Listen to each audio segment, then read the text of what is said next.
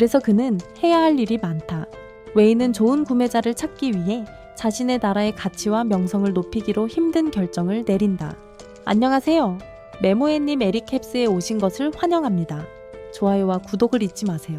국가의 임시왕으로 취임한 지 몇 주 후 웨이는 자신의 나라의 영주들과 회의를 주선한다. 회의에서 웨이는 지구세계의 황제가 사망했다는 소식과 세 아들 간의 제국 궁전의 권력 다툼에 대해 알게 된다. 보디가드 니님과 함께 웨이는 그의 부하들에게 제때 후계자를 찾지 못하면 상황이 얼마나 나쁠지 알려준다. 그의 부하들은 그의 생각에 동의한다. 하지만 그들은 웨인에 대한 흔들리지 않는 믿음을 가지고 있으며 그가 그들을 보호할 것이라고 확신한다. 웨인은 왕국에 대해 신경 쓰는 척하며 그들을 내보낸다. 그들이 떠나자마자 그는 답답한 비명을 지른다. 그런 다음 그는 부하들과 왕국 전체가 자신에게 부여한 믿음에 대해 불평한다. 반면 니님은 그에게 진정하고 나라를 더 좋게 만들기 위해 더 노력하라고 촉구한다. 하지만 웨이는 왕국에는 보호할 가치가 있는 것이 없다고 말한다. 그가 왕국에 신경 쓰는 유일한 이유는 그의 퇴직금 때문이다. 그러나 그는 나트라를 강화해야 한다는 것을 인정하며 그렇지 않으면 미래의 구매자들에게 매력적이지 않을 것이라고 말한다.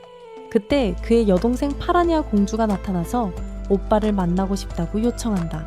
그녀에게 방을 허락한 후 그녀는 아버지의 상태에 대해 이야기한다.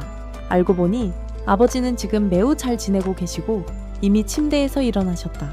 웨이는 그것을 좋은 소식으로 받아들이고 더 긴급한 문제로 넘어간다. 그는 여동생에게 전쟁 준비를 하라고 말한다. 이웃 왕국 마르딘이 언제든지 나트라를 침략할 태세이기 때문이다. 파라니아는 매우 놀라며 오빠가 왜 마르딘에 대해 그런 생각을 하는지 묻는다. 웨이는 마르딘이 방금 그들의 땅에 세운 새로운 금광과 부패한 관리들이 모든 금을 자신들만 챙기고 있다는 이야기를 한다. 결국 마르딘에서는 불만이 커지고 있어서 왕과 그의 사람들이 사람들의 시선을 다른 곳으로 돌릴 만한 방 디스트랙션이 필요하다. 나트라와 같은 작은 왕국에 대한 손쉬운 승리는 그들이 금을 계속 빼앗을 시간을 더 벌어줄 것이다. 파라니아는 미소를 지으며 오빠에 대해 군인들이 하는 멋진 이야기들을 전해준다. 웨이는 그의 여동생의 경호원 나나키가 파라니아의 주장을 확인하자 조금 긴장한다. 파라니아는 오빠의 승리를 기원하며 방을 나선다. 다음 장면에서 웨인과 그의 6,500명의 군대가 7,000여 명의 마르딘군과 싸우기 위해 전장으로 행진한다. 그 과정에서 그의 지휘관이 다가와 병사들의 사기가 부족하다고 전한다. 그들은 혹독한 훈련을 받았지만 어떤 일이 일어날지 알 수 없다. 그들은 단순히 실제 상황이 두려웠다. 웨이는 한숨을 쉬고 이 문제를 신속하게 해결하기로 결심한다. 그는 훌륭한 연설을 하며 그들의 마음속에 불꽃을 다시 일으킨다. 병사들을 다시 정상 궤도로 되돌린 후 웨이는 그의 텐트로 향한다. 거기에 도착하자마자 전투가 시작된다. 마르딘 군대의 사령관은 전투를 위해 병사들을 준비시키고 전투 시작 신호를 보낸다. 두 사령관은 각자의 텐트에 앉아 전장에서의 전략이 전개되는 것을 지켜본다. 놀랍게도 웨인의 전략이 매우 잘 먹혀들어 그의 병사들이 마르딘 군대를 뒤로 밀어낸다. 웨인은 너무 놀라서 마르딘이 그동안 무엇을 하고 있었는지 궁금해한다. 바로 그때 그의 군대 지휘관이 들어와 왕국 대사 피시와의 회의에 대해 상기시킨다. 웨인은 그의 생각에 동의하며 전쟁의 가능한 결과에 대해 논의하기 시작한다. 결국 그들은 마르딘이 손실을 줄이고 도망칠 것이라고 의심한다. 하지만 마르딘 사령관은 나트라의 방어선에 약점이 있음을 깨닫고 전투의 흐름을 바꾼다. 그의 의심을 확인하기 위해 사령관은 병사들과 함께 달려들어 방어선의 중앙을 뚫고 그들의 리더에게 접근한다. 웨이는 사령관과 그의 병사들이 자신의 텐트로 다가오는 것을 볼 수 있었다. 그는 몇몇 부하들과 함께 모여서 지휘관을 협곡으로 이끕니다. 마르딘 장군은 함정이 기다리고 있다는 사실을 전혀 모른 채 그를 맹목적으로 따라갑니다.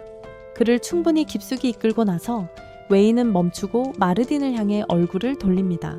순식간에 니님과 여러 명의 궁수들이 협곡 꼭대기에 나타나서 마르딘 군대에 여러 화살을 쏩니다. 몇 명을 쓰러뜨린 후 니님은 장군에게 항복하라는 제안을 합니다. 그러나 이것은 불가능했습니다. 그래서 니님은 그를 처형하고 그의 머리를 부하들이 볼 수 있도록 걸어놓습니다. 전투는 나트라의 승리로 끝납니다. 해가 지기 전 웨이는 그의 부하들과 간단한 회의를 가집니다. 부하들은 그들이 방금 이긴 전쟁의 이점에 대해 이야기합니다. 그들은 또한 더 야망을 가지게 되어 웨인에게 마르딘에서 더 많은 땅을 정복하도록 요청합니다. 웨인은 그들을 낙담시키기 위한 아이디어를 생각해냅니다. 그는 그들에게 금광을 공격하고 마르딘의 지배에서 빼앗으라고 조언합니다. 봉신들이 공격을 거부할 것이라고 생각한 웨인은 봉신들이 실제로 금광을 차지할 만큼 야망이 있다는 것을 깨닫고 충격을 받습니다. 이 시점에서 웨인과 니님은 어쩔 수 없이 흐름에 맡길 수밖에 없는 상황에 처하게 됩니다. 회의가 끝난 후 웨인은 결과에 대해 걱정하며 니님에게 탈출구를 요청합니다. 니님은 그곳에 아무것도 없으며 그들이 말하는 대로 할 수밖에 없다고 말합니다. 그래도 그들의 부하들이 금광을 얻는데 어려움을 겪기를 바랍니다. 놀랍게도 웨인의 부하들은 금광을 정복하고 웨인에게 계획보다 더 많은 일을 남깁니다. 다음날 니님은 자신의 방에서 멋진 왕자들이 자는 모습을 보기 위해 일찍 일어납니다. 니님은 왕자가 자신에 대해 꿈꾸고 있다고 생각하지만 그의 입에서 다른 사람의 이름을 듣고 실망한다. 화가 난 그녀는 그를 깨우고 그의 큰 날을 준비시킨다. 작업복으로 갈아입은 웨이는 사무실에 앉아 자신의 군대가 광산에서 승리한 것에 대해 불평한다. 곧 그의 부하 중 한 명이 광산팀의 수장인 파렌스를 데리고 나타난다. 파렌스는 나쁜 소식을 전해온다. 알고 보니 광산이 거의 고갈되어 채굴할 금이 별로 남지 않았다고 한다. 웨이는 절망에 빠진다.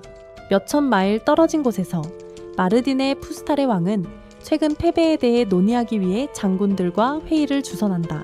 성격이 급한 푸스탈에는 문제를 해결하는 데 있어 더 외교적인 접근을 취하라는 부하들의 경고를 듣지 않기로 한다. 대신 그는 가장 신뢰하는 부하인 홀로누이의 조언을 따르기로 한다. 회의 이후 푸스탈에는 드로우드 장군이 이끄는 30,000명의 군대를 모아 나트론 군대를 무너뜨리기로 했다. 일주일 안에 나트라는 그들의 자비에 무너져야 한다. 그동안 웨이는 자신의 책상에 머리를 기댄 채 다가오는 나트라 전쟁에 대한 생각으로 지치고 압도당하고 있다. 니님이 그를 확인하러 와서 다시 속도를 내도록 돕고자 한다. 하지만 웨이는 마르딘과의 교착 상태를 유지하는 아주 좋은 아이디어를 떠올린다. 그들이 평화를 청구할 수 있을 만큼 충분히 오랜 시간 동안 그렇게 하기 위해서는 그들은 빠르게 마르딘 군대를 물리치고 광산을 자신들의 것으로 지켜야 한다. 며칠 후 드로우드와 그의 30,000명의 군대가 웨인의 은신처에 접근한다. 웨인은 그들의 힘에 대해 빠르게 알아내고 최선의 전략을 결정한다. 그는 드로우드와 그의 부대가 철수할 때까지 한 달 동안 전투를 지속할 계획인 것 같다. 그리고 더 평화로운 길로 나아가기를 원한다. 시간이 흘러가고 전투의 시간이 다가온다. 어느 오후 양측은 광산으로 이어지는 산에서 충돌한다. 드로우드의 부대는 처음에 웨인의 부대를 제압한다. 하지만 시간이 충분히 흐른 후 나트론 부대는 그들을 막아낸다. 웨인은 광산 주변의 지형을 자신의 이점으로 이용할 계획을 세운다. 일이 계획대로 진행된다면 웨인은 드로우드의 부대를 약화시키고 광산으로 가는 좁은 길에서 하나씩 처치하고자 한다. 글라디우스는 파라니아에게 그녀의 학습 시간 동안 가르친다. 그녀는 몇 가지 질문을 하지만 글라디우스는 마르딘군의 불리함에 대해 설명한다. 이틀간의 전투 후 드로우드는 답답함을 느낀다. 그는 자신의 부하들에게 왜 아직도 웨인의 부대에서 광산을 빼앗지 못했는지 묻는다. 바로 그때 그의 정찰병들이 돌아와 그들 사이 캠프 중간에 비밀 샤프트가 있다고 전한다. 드로우드는 나트론들이 그 장소를 통과해 자신을 제거하려 할 것이라고 의심합니다. 그래서 그는 밤이 오는 것을 기다리고 나트론들이 통과할 수 있도록 터널 입구에 자신의 부하들을 배치합니다. 정말로 나트론들이 지나갑니다. 하지만 그들은 마르딘 군대가 쫓아오는 것을 보자마자 등을 돌립니다. 마르딘 군대는 몇 미터 쫓아가다 뭔가 이상하다는 것을 깨닫습니다. 그들이 함정에 대해 알게 되었을 때 이미 너무 늦어 터널 전체가 무너져 내립니다. 그 순간 웨이는 그의 목록에서 그 경로를 지우고 직접 장군에게 가기로 결정합니다. 드로우드는 함정에 대해 알게 되고 발작을 일으킵니다. 그의 부하들은 패배에서 긍정적인 면을 보라고 조언합니다. 적어도 이제 나트론들은 비밀 통로를 통해 들어올 수 없게 되었습니다. 다음날 드로우드의 군대가 나트라의 방어선을 무너뜨린다. 이로 인해 드로우드의 얼굴에 미소가 번지지만 그는 이것이 그들을 긴장을 풀게 하려는 위장이라는 것을 알지 못했다. 밤이 되자 웨인과 그의 부하들이 마르디니안 기지를 급습하여 모든 것을 불태운다. 드로우드는 놀라움을 금치 못하고 그의 바지에서 몸을 가만히 못 둔다. 그가 결정을 내리기 전에 그는 아래에서 무언가가 우르르 소리를 내는 것을 듣기 시작한다. 이로 인해 그는 감정을 더 잃게 되고 실수를 하기 시작한다. 다음날 아침 일찍 드로우드는 전날 밤의 우르릉 소리가 단지 돌이 땅에 부딪히는 소리였다는 것을 발견한다. 그는 또한 그들이 전날 포로로 잡혔던 요새를 확인하고 나트론 군대가 이미 그것을 되찾았다는 것을 알게 된다. 전투가 시작된 지 2주가 지나고 웨인은 자신의 계획이 진행되는 동안 앉아서 휴식을 취한다. 비록 보급이 부족해지고 있지만 병사들은 여전히 잘 버티고 있다.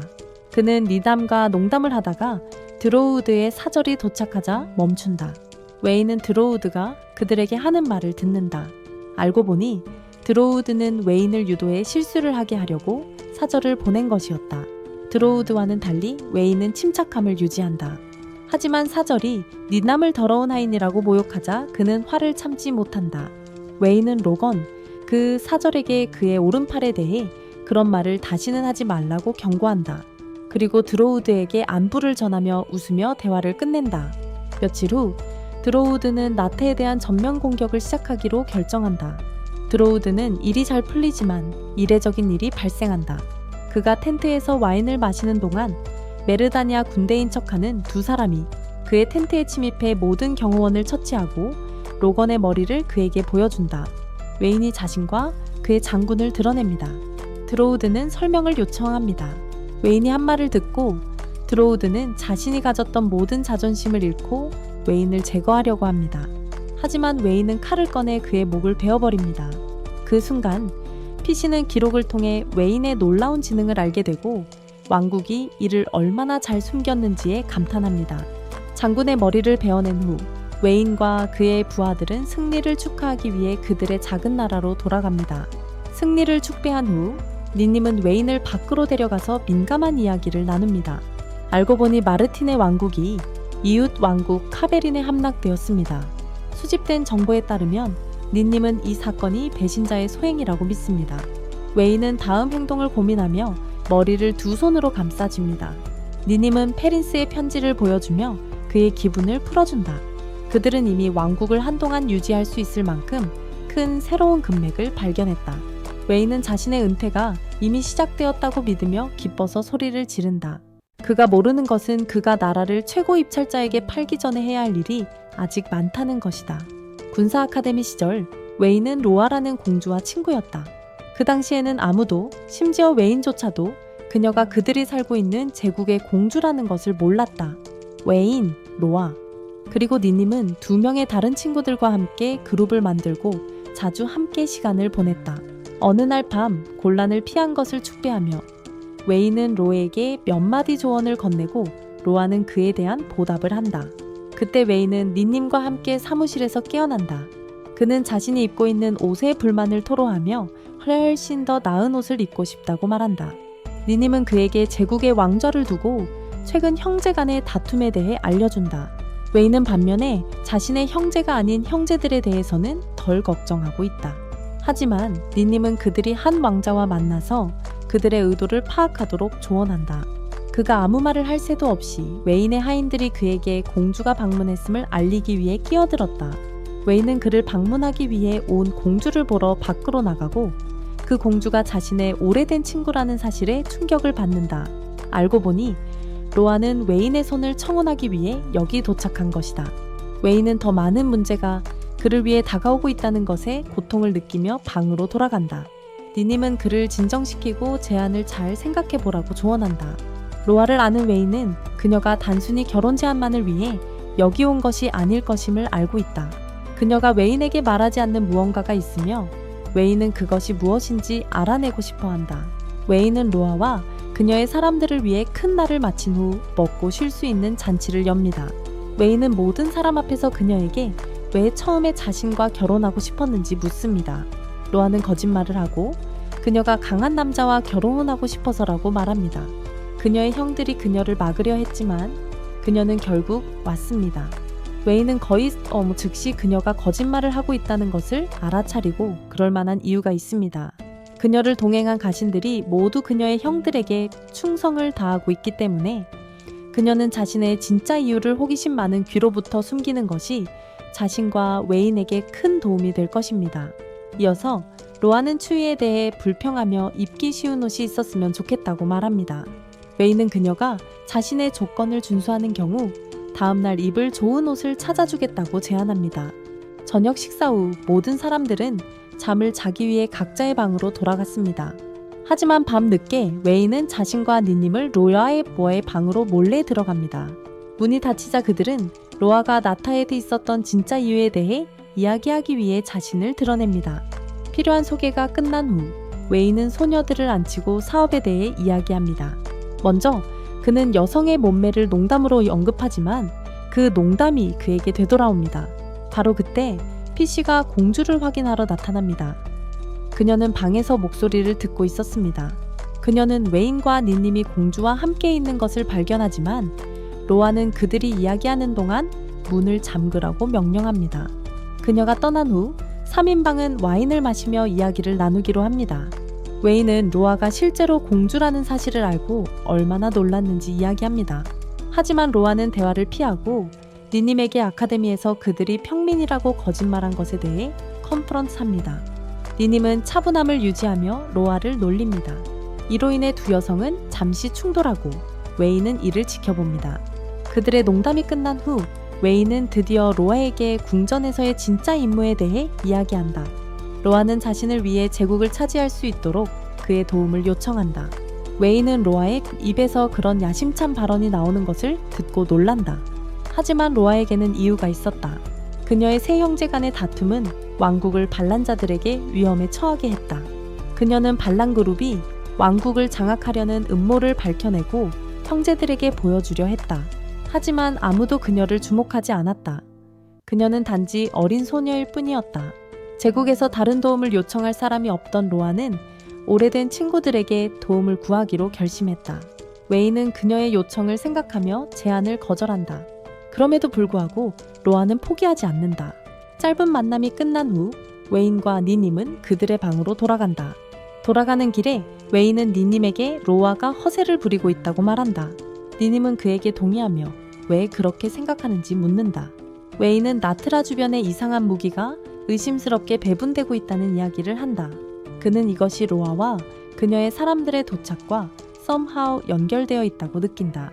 그럼에도 불구하고 그는 결론을 내리기 전에 좀 더 조사해야 한다. 몇 초 후 파라니아의 경호원인 나나키가 그들에게 다가와 파라니아를 도와달라고 요청한다. 다음 장면에서는 니님이 파라니아와 함께 있는 모습이 보인다. 알고 보니 파라니아는 그녀의 형이 로아와 결혼한 후 그녀와 가족들로부터 멀어질까 걱정하고 있다. 니님은 미소를 지으며 파라니아에게 웨인이 절대 그녀를 버리지 않을 것이라고 확신시킨다. 이 말을 듣고 파라니아는 마음을 가다듬고 다른 이야기를 하기로 한다. 그녀는 니님에게 웨인이 로아와 결혼하는 것에 대해 어떻게 생각하는지 묻는다. 파라니아는 항상 니님이 자신의 형과 결혼할 것이라고 생각해왔다. 니님은 가짜 미소를 지으며 파라니아에게 자신의 출신 때문에 왕자와 결혼할 수 없다고 말한다. 그녀는 파라니아에게 이것이 자신에게 전혀 영향을 미치지 않으며 여전히 왕자를 사랑한다고 알려준다.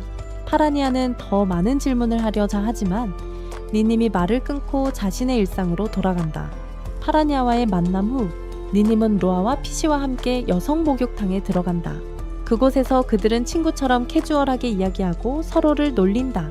어느 순간 피시는 로아의 예전 친구들에 대해 묻고 그녀는 자신을 제외한 다른 두 명, 니님과 웨인에 대해 이야기한다. 그녀의 이야기로는 그들 다섯은 학교의 테러리스트였지만 로아의 왕족 신분 덕분에 자주 문제에서 벗어날 수 있었다. 로아는 그녀의 비밀스러운 팬들에 대해 언급할 때까지 계속 이야기한다. 니님은 그녀의 말을 끊고 아카데미에서 그녀를 쫓던 특정 심플에 대해 상기시킨다. 안트카탈의 아들 제라드는 로아에게 지루한 존재이며 그녀는 그와 관계를 맺고 싶지 않다. 안타깝게도 그 불쌍한 남자는 힌트를 받아들이지 못하고 물러나지 않는다. 다른 곳에서 웨인은 그의 누이와 만나 글라디우스와의 수업에 대해 논의한다. 글라디우스가 그녀에게 가르친 모든 훌륭한 것들을 듣고 그들은 안트카탈에 대해 이야기하기로 결정한다. 안트카탈은 안트카탈 공작이 지배하는 왕국이다. 웨인은 안트카탈에 대한 몇 가지 지리적 사실을 언급하고 그 왕과 외교의 역사에 대해 설명한다. 그가 이야기를 마친 후 그는 안트카탈의 잔인한 왕과 그의 아들 제라드에 대해 이야기하기를 계속한다. 그의 신하 중 한 명이 페라니아와의 세션을 방해하며 나트라 주변에 배포되고 있는 이상한 무기에 대한 업데이트를 준다. 웨인은 즉시 페라니아와의 세션을 종료하고 이를 처리하러 떠난다. 그동안 로아는 아카데미에서 웨인과 함께했던 중요한 기억을 떠올리며 멍하니 생각에 잠긴다. 그날 수업이 끝났고 웨인과 단둘이 있었다. 거기서 웨인은 그녀를 금방 알아차리고 그녀를 지지한다고 알려준다. 가족에게 자신의 힘을 보여주기 위해 그녀가 해야 할 일은 전쟁을 일으켜 제국의 여성이 남자들처럼 통치자도 될 수 있다는 것을 증명하는 것이다. 이 모든 말을 들은 로아는 자신의 위치를 위해 싸우고 싶다는 의지가 더 확고해진다. 로아는 웨인에게 자신의 힘을 키워달라고 요청하지만 웨인은 스트레스를 받을 위험은 감수할 수 없다고 말한다. 하지만 그녀는 그를 조금 때리고 설득하여 도와달라고 한다. 현재로 돌아와 로아는 웨인이 논의를 위해 그녀를 호출했다는 사실을 알고 깨어난다. 로아는 웨인의 소원을 존중하고 그날 아침 로비에서 그를 만난다. 웨인은 공기의 긴장을 풀기 위해 로아를 칭찬하며 논의를 시작한다. 그때 그는 그녀에게 나트란 성벽 내에서의 무기 운송에 대해 알려준다. 그는 누군가가 비밀리에 무기를 밀반입하여 반란군을 무장시키고 세 형제가 왕위를 놓고 서로 싸우는 동안 제국을 무너뜨리려 하고 있다고 의심한다. 로아는 미소를 지으며 똑똑하게 행동하려 한다. 그녀가 반란에 대해 알았다면 왜 형들에게 말하지 않았냐고 묻는다. 웨인은 그녀가 말했을 때 형들이 아마 무시했을 것이라고 대답한다. 로아는 웨인이 그런 상황을 경험하지 않고도 정확히 추론할 수 있다는 것에 꽤 놀란다. 웨인은 그녀가 그들을 믿게 하려면 확실한 증거를 찾아야 한다고 계속 설명한다. 그래서 그녀가 나트라에 있는 이유다. 그러므로 그녀가 안트가탈 공작의 근거지인 나트라니아와 기론 지방에서 조사를 실시하고 그를 붙잡으면 아마도 그녀가 찾고 있는 증거를 거기서 찾을 수 있을 것이라고 확신한다. 로아는 이제 잃을 것이 없다는 것을 깨닫고 웨인에게 솔직해진다. 만약 상황이 그녀에게 불리해지면 안트가탈이 그녀의 손을 요구하고 그녀의 형제를 죽인 뒤 제국을 차지할 것이다. 그래서 그런 일이 일어나기 전에 그녀와 웨인은 그들을 처치해야 한다. 두 사람은 안트가탈과 그의 부하들을 처치하기 위한 전략에 대해 논의한다. 웨인은 그날 아침 안트가탈에게 보낸 편지에 대해 로에게 말하며 로아가 곧 그의 요새에 올 것이라고 알렸다. 로아는 이를 듣고 웨인과 내기를 한다. 안트가탈이 자신의 편지를 무시하고 나트라를 공격할 것이라고. 바로 그때 니님이 급한 소식을 가지고 왕자에게 달려온다. 분명히 안트가탈 후작의 아들 제라드가 아름다운 꽃이자 미래의 아내인 로아를 보러 궁전에 도착했다. 웨인은 로비에서 제라드를 만나고 로아가 그를 만날 준비를 할 수 있도록 충분한 시간을 만든다. 한편 제라드는 그의 공주를 보기를 계속 요청하지만 웨인은 로아가 그를 만날 준비가 완벽하게 될 때까지 기다리라고 설득한다. 결국 제라드는 자신을 진정시키고 자신의 방으로 간다. 아들이 저지른 어리석은 일을 깨달은 안트가탈은 그를 막을 기회를 놓친 것을 후회한다. 그는 성급한 결정을 내리기 전에 자신의 상황에 대해 조금 생각하기 위해 테이블에 앉는다.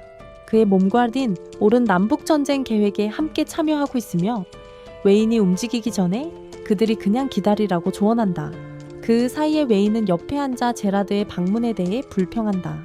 그는 니님을 확인하고 그녀가 찡그린 얼굴을 하고 있는 것을 보는데 이는 그의 기준으로 나쁜 일이다. 그는 그녀에게 무슨 일이냐고 묻고 니님은 제라드가 자신의 왕자님을 깔보는 것에 화가 났다고 말한다. 웨인은 그녀에게 너무 고민하지 말고 더 시급한 문제들에 대해 걱정하라고 한다. 그들은 안트가탈이 침략군을 출동시키지 않은 것에 감사해야 하며 현재 전쟁에 대비가 되어 있지 않다. 니님은 조금 걱정하며 이 모든 것에서 로아의 역할에 대해 묻는다. 하지만 웨인은 로아가 제라드를 유인해 반란에 대한 진실을 말하게 하여 적절한 시기에 이를 막으려 한다고 말한다. 니님은 조금 호기심이 생겨 웨인에게 그녀의 계획과 목표에 대해 묻는다. 웨인은 로아가 반란을 끝낼 뿐만 아니라 스스로 황제가 되겠다고 계획하고 있다고 말한다. 그들의 정치적 지원이 있다면 그녀는 순식간에 황제가 될 것이다. 멀지 않은 곳에서 로아는 피쉬에게 그녀의 전체 계획을 이야기한다. 알고 보니 그녀는 이미 나트라와 제라드를 이용해 그의 가족을 무너뜨릴 계획을 세웠다. 그런 다음 그녀는 웨인으로 넘어가 그의 사고 패턴을 예측하기 시작한다. 웨인도 마찬가지로 그녀의 계획을 알아차리고 마치 그녀가 그이고 그가 그녀인 것처럼 이해하게 된다. 결국 그들은 모든 것이 끝난 후 마지막으로 웃는 사람이 되겠다고 약속한다. 그날 밤 제라드는 왕실 연회에 참석하고 로아와 웨인이 반란에 대한 계획을 농담하는 것을 목격한다. 그는 그들 사이에 끼어들어 지금까지의 삶에 대해 묻는다. 웨인은 군학교에서의 삶에 대해 이야기하고 제라드는 그에게 결투를 도전합니다. 웨인은 결투를 거부하려 하지만 제라드는 그가 결투를 하도록 압박합니다. 결국 그는 싸움에 들어가 제라드를 이기지 않으려고 최선을 다합니다. 어리석은 제라드는 웨인과 장난을 치다가 처참하게 얻어맞습니다. 웨인은 상황을 비기게 보이기 위해 빠르게 자신의 검을 떨어뜨립니다. 그는 다시 검을 집으려고 몸을 숙이지만 제라드는 속임수를 쓰고 웨인이 정상으로 돌아오기 전에 공격하려 합니다. 웨인은 공격을 피하고 제라드를 넘어뜨려 발코니까지 가게 한 후 그의 죽음을 초래합니다. 니님은 즉시 발코니로 내려가 제라드를 확인합니다. 불행히도 그는 이미 죽어 있었습니다. 그리고 카탈은 아들의 죽음을 가능한 빨리 전해 듣습니다. 그는 그가 깨어나는 즉시 제라드의 시종을 신문하라고 즉시 요청한다. 그들은 행동하기 전에 무슨 일이 있었는지 알아야 하지만 카타리모는 그저 나트라를 정당한 이유로 공격할 수 있도록 살인사건이길 바란다. 올빼미는 소식을 듣고 그의 부하들에게 저택 주변에 모여 전쟁 준비를 하라고 명령한다. 한편 로아와 그녀의 사람들은 나트라를 떠나 집으로 돌아갈지를 고민한다. 하지만 로아는 아직 떠날 수 없었다. 적어도 웨인과의 관계를 확고히 하지 않고는. 반면 웨인은 카타리모의 생각을 예상하기 시작한다. 카타리모는 아마도 지금 그의 부하들을 모아 나트라를 공격하고 있을 것이다. 그는 몇 초 동안 이 문제에 대해 불평하다가 경비원이 들어와 로아와의 긴급 회의를 알린다. 웨인은 더 불평하지만 로아가 그의 사무실에 나타나자 그는 빠르게 자신의 감정을 추스린다. 회의 중에 로아는 웨인에게 앞으로 반란을 진압하는 데 집중할 것이라고 알린다. 웨인은 즉시 아틀라스의 지도를 꺼내고 로아에게 전투를 하는 것보다 전쟁을 피하는 것이 낫다고 알린다. 전투를 하면 그의 국민과 군대에만 영향을 미칠 뿐이다. 다음날 웨인은 고모 카탈의 저택으로 여행을 간다. 고모 카탈은 그를 전혀 반갑게 맞이하지 않아서 그의 부하들에게 웨인을 붙잡으라고 명령한다. 하지만 웨인은 그를 진정시키고 전쟁에 가기 전에 앉아서 원만하게 문제를 해결하자고 조언한다. 그 순간 올빼미는 이미 웨인의 도착 소식을 알아챈 상태였다. 왕자가 단지 5명의 병사만 데리고 왔다는 사실을 알게 된 후 그는 자신의 부하들을 준비시켜 저택으로 가서 공작을 보호하도록 한다. 그동안 웨인은 고모 카탈과의 시간을 현명하게 보낸다. 그는 반란에 대해 아는 척을 한다. 감정이 풍부한 남자인 고모 카탈은 웨인의 계획을 의심하지 않는다. 오히려 그는 웨인이 자신의 죽은 아들을 무시하도록 허락한다. 죽은 아들에 대해 발작을 일으킨 후 웨인은 아줌마 카탈에게 자신이 처한 모든 스캔들을 죽은 아들에게 덮어씌우겠다고 알려준다. 그렇게 하면 두 사람 모두 조사를 피할 수 있다. 하지만 아줌마 카탈이 가족의 명예를 구하고 싶다면 그는 왕국에 대한 반란에 연루된 증거를 포기하고 처벌을 줄여주는 대가로 로아에게 항복할 수 있다. 이 시점에서 마르키스 아줌마 카탈은 두 가지 힘든 결정 사이에 갇혀 있다. 결국 그는 웨인과 함께하기로 결심하고 나트라로 돌아가는 여행을 준비할 시간을 요청한다. 웨인은 미소를 지으며 악수로 거래를 성사시킨다. 그들의 기지로 돌아가는 길에 웨인과 그의 지휘관들은 올과 그의 부하들에게 공격을 받는다. 듣자 하니 옳은 웨인과 그의 군대가 기지로 돌아가는 경로를 찾아냈다고 한다. 그래서 그는 전체 거리를 버리고 웨인과 그의 일행을 위한 매복을 설정했다. 한편 마르키스 아줌마 카타사는 웨인과의 합의를 배신하기 전에 마지막으로 죽은 아들을 보러 간다. 그는 자신의 부하들을 모아 웨인과 그의 군대를 찾으라고 명령한다. 반면 웨인과 그의 일행은 그들을 살해할 의도로 공격하는 올과 그의 사람들을 처치하는 데 어려움을 겪고 있다. 전투 중 한때 올이 웨인을 기습 공격한다. 다행히 웨인은 피하며 오리에게 고백을 알아차린다. 너무 늦기 전에. 그가 상황을 얼마나 빨리 파악했는지 놀란 올은 눈을 가늘게 뜨고 나트란 왕자를 끝내기로 결심한다. 알고 보니 올은 마르키가 자리를 비운 사이 반란의 증거를 불태우기 위해 그의 사람들을 고모 카탈의 저택으로 보냈다. 올은 자신의 사람들이 이미 저택에 있어 증거를 파괴하고 있다고 믿으면서 웨인을 계속 공격한다. 그는 웨인이 그곳에 나나키를 두고 건물에 혼란을 일으키려는 침입자들을 처리하게 했다는 사실을 전혀 알지 못했다. 그 시점에서 나나키는 올의 부하 2명이 마르키의 집에 몰래 들어가려는 것을 잡는다. 그녀는 그들을 쉽게 처치하고 죽은 것처럼 남겨둔다. 그의 계획이 실패했다는 것을 깨달은 올은 공격을 강화한다. 하지만 웨인은 그를 속이고 그가 왕자에게 공격을 가하기도 전에 그의 팔을 잘라내는 데 성공했다. 올과 그의 부하들은 다른 날을 위해 퇴각할 수밖에 없다. 그들이 떠난 후 웨인과 그의 사람들은 결국 아줌마 카탈이 그들의 합의를 배신했음을 깨닫는다. 이로 인해 그들은 플랜 B로 전환하게 되며 도망쳐서 마르키스를 자신의 함정으로 유인하기로 한다. 다음 장면에서 웨인과 그의 5명의 팀은 마르키스를 그들의 함정으로 유인한다. 그는 그들 중 단지 5명만 쫓고 있다고 생각하다가 웨인이 그를 비밀 군대로 이끌고 있다는 사실을 알게 되어 큰 충격을 받는다. 이것은 마르키스를 의기소침하게 만들고 항복할 의지를 더 높인다. 그럼에도 불구하고 그는 방법을 생각해 보려고 한다. 바로 그때 로아의 제국군이 그의 뒤에서 접근하여 로알리나 공주를 만나러 가라고 소환한다. 마르키스 아줌마 카탈은 로아의 부하들을 맹목적으로 따라 기지로 간다. 그곳에서 그는 웨인이 공주 근처에 앉아있는 것을 발견한다. 공주에게 아무 말도 하기 전에 그는 웨인 같은 사람이 그녀와 함께 있는 이유에 대해 설명해 달라고 요청한다. 로아 공주는 그의 모든 비난을 들은 후 자신의 장군이 진짜 상황을 설명하도록 허락한다.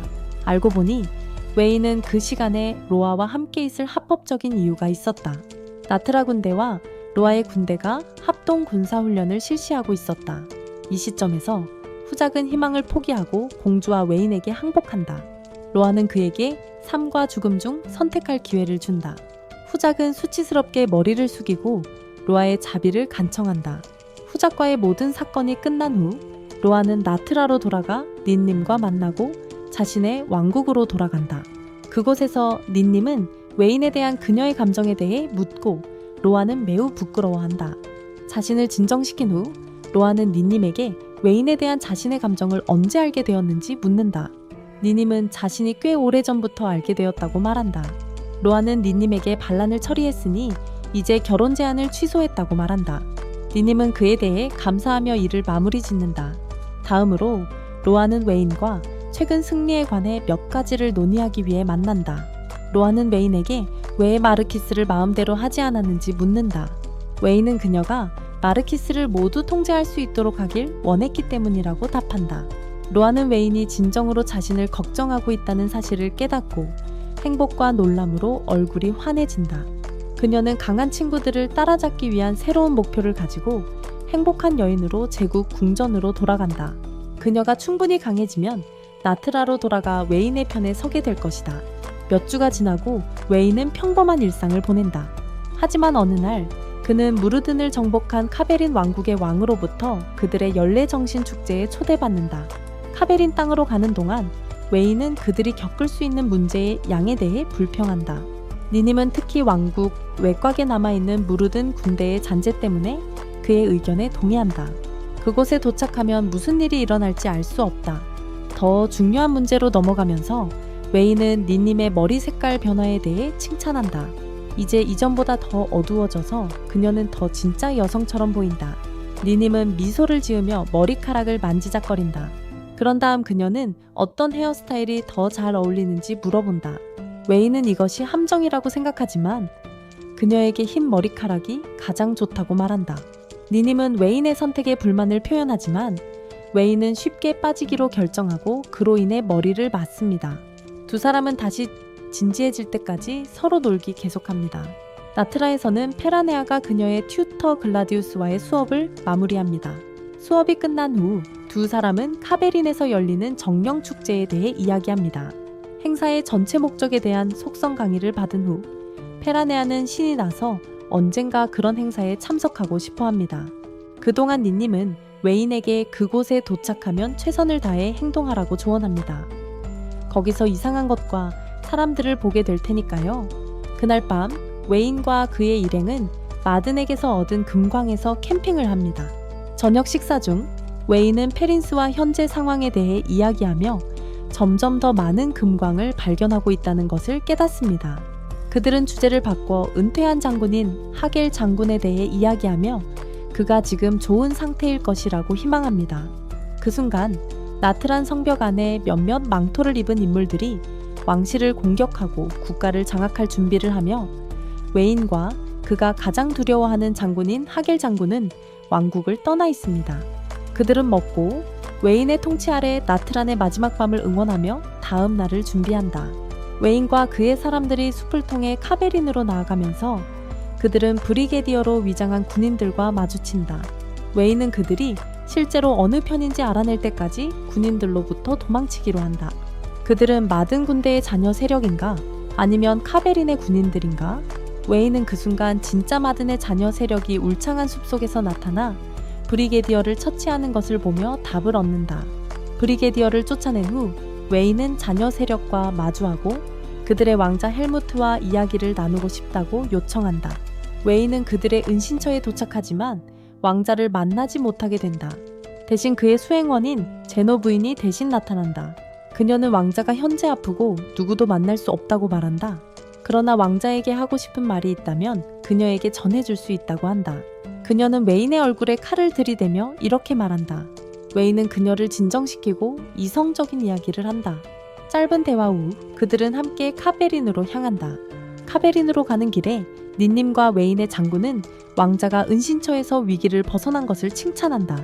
알고 보니 웨인은 제노에게 카베리니안들과의 대면 방법을 제안했다. 그래서 제노 같은 사람이 카베린에 동행한다면 그들은 축제를 위해 그곳에 있을 성기사들과 만나 마르단을 구하는 도움을 요청할 수 있을 것이다. 그 시점에서 제노는 칼집에 칼을 넣고 웨인의 아이디어에 동의한다. 하지만 그녀는 그에게 어떤 불순한 행동도 경고한다. 웨인이 어떤 이상한 짓을 시도한다면 그녀는 그를 후회하게 만들 것이라고. 웨인은 그녀에게 자신의 신뢰를 안심시키고 즉시 잘 지내기로 한다. 몇 시간 후 웨인은 그의 일행과 함께 카베린에 도착합니다. 축제 전날 웨인은 그의 사람들을 소집하여 다음 날의 임무에 대해 논의합니다. 다음 날 웨인과 그의 일행은 카베린의 한 장군에게 모욕을 당합니다. 하지만 웨인은 전혀 반응하지 않기로 선택합니다. 대신 그는 장군의 부하들에 대해 주목한 한 가지를 그의 사람들에게 알립니다. 분명히 그중 한 명이 오른팔에 붕대를 감고 있었고 마치 부상이 있는 것 같았습니다. 웨인은 그 다음날 마르단의 잔당에게서 부상을 당한 한 여단장에 대한 화살 부상을 그의 사람들에게 상기시킵니다. 이는 카베린이 웨인에 대한 공격의 배후에 있었다는 것을 의미할 수 있습니다. 웨인은 그것이 가능성이라고 생각하고 당분간 상황을 차분하게 유지하기로 합니다. 이어서 웨인은 왕궁에 도착하고 카베린의 왕에게 매우 따뜻하게 환영받습니다. 인사 후 모두 각자의 임무를 수행하러 흩어집니다. 제노는 도시를 정찰하고 조사하는 중에 그들의 왕국의 배신자인 홀로누이를 발견하고 그를 죽이려 합니다. 하지만 니님이 그녀를 제지하여 그들의 정체가 드러나는 것을 막습니다. 니님은 제노를 비밀 장소로 불러서 진정하라고 요청합니다. 제노는 홀로누이가 자신의 나라의 몰락뒤에 있다는 것에 불만을 토로하지만 니님은 그녀에게 복수를 마지막 날까지 미루라고 합니다. 제노는 니님이 도와준 것에 감사하며 그녀와 잘 지냅니다. 그 사이 카베린의 왕은 웨인을 비밀 회의실로 데려가 성스러운 엘리트들 전체 모임에 소개합니다. 이곳에는 이 땅에서 가장 강력한 전사들이 모여 있습니다. 거기에 도착하자 왕은 웨인을 새로운 신병으로 지명하며 그가 자격이 있다고 믿습니다. 웨인은 왕의 속임수에 대한 경멸을 숨기고 밤이 되면 니님과 단둘이 있을 때 모든 것을 털어놓습니다. 모든 소란과 수다 끝에 니님은 그에게 정말로 성스러운 엘리트에 가입할 계획이 있는지 물어봅니다. 웨이는 자신이 큰 인물 중 하나가 되는 것을 진지하게 고려하고 있다고 그녀에게 말합니다. 그렇게 되면 그에게 모든 것이 더 쉬워질 것입니다. 웨이는 왕의 뜻을 따르기로 결정합니다. 다음 날, 웨이는 칼드멜리아를 방문합니다. 신성 엘리트에서 가장 높은 직위를 차지한 첫 번째 여성인 칼드멜리아가 자신의 지명을 수락하기 전에 그녀의 의견을 듣고 싶어 합니다. 드디어 그녀를 만났을 때 칼드멜리아는 그가 카베린의 계획을 위해 무르단의 모든 잔재를 제거하는 조건으로 합류할 수 있다고 말합니다. 제노는 그녀 앞에 있는 미친 여자에게 경멸감을 보이지만 그녀는 참으며 웨인의 판단을 기다립니다. 웨인은 결국 특별한 말 없이 그냥 짧게 자리를 떠납니다. 왕국의 다른 한편에서는 니님이 전날 그들을 모욕한 지휘관 네버트를 염탐하고 있습니다. 그녀가 숨고 있던 나무에서 그는 입술을 잃고 웨인을 제거하고 나트라 왕국을 차지하려는 음모를 밝혀냅니다. 그날 밤 나트라 왕국의 배신자들인 레네게이드들은 페린스와 다른 광부들을 포획하고 감금합니다. 한편 오른 칼드멜리아와 웨인의 힘에 대해 이야기합니다. 칼드멜리아는 웨인의 능력을 과소평가하며 그의 다음 행동이 무엇일지 궁금해합니다. 다음날 아침 글라디우스와의 강의 후 페라니아는 걱정이 되어 자신의 튜터에게 형과 카베린의 오르돌라사 왕의 만남에 대해 묻습니다. 페라니아의 걱정을 알아차린 글라디우스는 오르돌라사에 대한 정보와 그의 명성이 어떤 것인지 조금 이야기해줍니다. 그의 말에서 오르돌라사가 매우 위험하다는 것이 분명합니다. 글라디우스는 오르돌라사가 자신의 궁전에서 멀리 사냥과 노예를 죽이는 스포츠를 포함한 이상한 사적 축제를 열곤 했다는 이야기도 해줍니다. 그날 밤 니님, 웨인과 그의 장군이 모두 방에 모여 그들의 발견에 대해 논의합니다. 니님은 그를 죽이려는 비밀 음모를 설명하고 웨인은 그녀의 수고에 감사하다고 말합니다. 오르돌라사에 관해서는 그는 나트라의 금광을 훔칠 계획을 세우고 있으며 이는 왕이 최근 웨인을 그렇게 좋아했던 이유를 설명합니다. 왕의 계획대로 일이 진행된다면 웨인은 신성 엘리트 그룹에 받아들여지고 오르돌라사에게 빚을 지게 될 것입니다. 그렇게 된다면 오르돌라사는 웨인에게서 금광을 빼앗는데 문제가 없을 것이다. 그들이 계획을 논의하는 동안 제노가 나타나 웨인에게 다음날 왕을 만나러 가는데 동행해 달라고 요청한다. 웨인이 그것이 나트에게 어떤 이득이 되는지 묻지만 제노는 대답을 찾지 못한다. 대신 그녀는 웨인에게 나트에 대한 자신의 충성을 증명할 기회를 달라고 애원한다. 웨인은 이를 깊이 생각한 후 그녀가 그곳에 있는 동안 왕이나 홀루니우를 암살하지 않는 조건으로 그녀가 동행하는 것을 허락한다. 이 요구는 제노에게 힘든 일이지만 그녀는 왕자의 요구를 수락한다. 다음날 웨인은 제노를 경호원으로 데리고 평소처럼 왕과의 비밀회의에 참석한다. 그곳에서 그는 홀루니우가 왕의 하인을 흉내내고 있는 것을 보고 그에게 인사를 전한다. 홀루니우는 따뜻하게 응답하고 우리 회의가 계속 진행되도록 허락한다. 다른 말을 하기 전에 웨인은 왕의 짜증나는 태도를 생각하고 그의 신하들이 그를 싫어하는 이유를 드디어 이해하게 된다. 오르톨라사는 그를 칭찬하며 그들의 공통의 적인 마르덴을 물리쳐준 것에 감사한다. 그는 자신의 딸에 대해 이야기하며 웨인에게 그의 선행에 대한 보답으로 딸을 주고 싶다고 말한다. 안타깝게도 그는 자신의 딸이 자신의 아이가 아닐 것이라고 주장하며 아내가 그를 속였다고 의심한다. 웨인은 당황한 표정을 지으며 그가 자신의 딸이 자신의 아이가 아니라는 증거가 있는지 묻는다. 예상대로 바보 같은 왕은 증거가 없다고 말한다. 하지만 이것이 그가 아내를 처형하고 자신의 아이를 내버려 두는 것을 막지는 않았다. 어쨌든 그 일이 과거의 일이라서 오르톨라사는 다른 주제로 이야기를 전환한다. 웨인은 왕에게 더욱 짜증을 느끼고 그와 동맹을 맺는 것에 대한 관심을 잃는다. 그는 조용히 회의에서 나갈 기회를 기다리며 자신의 방으로 돌아가고 싶어 한다. 하지만 왕은 매우 악랄한 요구를 한다. 그는 웨인에게 불꽃 하인과 천한 평민들을 빌려달라고 요청하며 사냥하고 죽여서 스포츠로 삼겠다고 한다. 이 시점에서 웨인은 화를 내며 왕이 마지막 결정타를 날리기를 기다린다. 하지만 오르톨라사는 나트라의 평민들에 대해 더럽고 비열한 이야기를 계속한다. 웨인은 폭발하고 바보 같은 왕을 바닥에 차버린다. 그의 지휘관이 방에 들어오고 즉시 임무를 이해해야 한다. 그는 웨인에게 칼을 던지고 시간을 벌기 위해 나간다. 웨인은 칼을 집어들고 그 쓰레기 같은 왕을 없애버린다. 그 후 오후 그는 갑작스러운 폭력에 충격을 받은 제노를 마주하고 그녀에게 칼을 건네어 홀로누이에 대한 복수를 할 기회를 준다. 제노는 기꺼이 칼을 받아들여 홀로누이의 가슴을 찌른다.